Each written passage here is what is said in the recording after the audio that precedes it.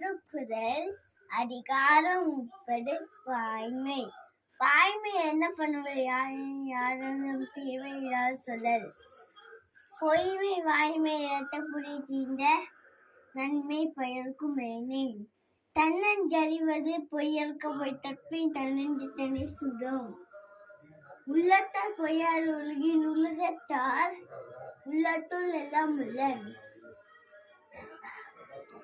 மனதோடு வாய்மை மொழியில் தவத்தோடு தானம் செய்வாரின் தலை.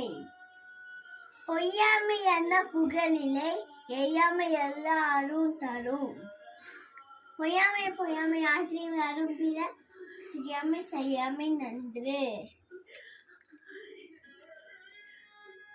புறந்தூய்மை நீராலாமை ஆங்கு தூய்மை வாய்மையால் காணப்படும்.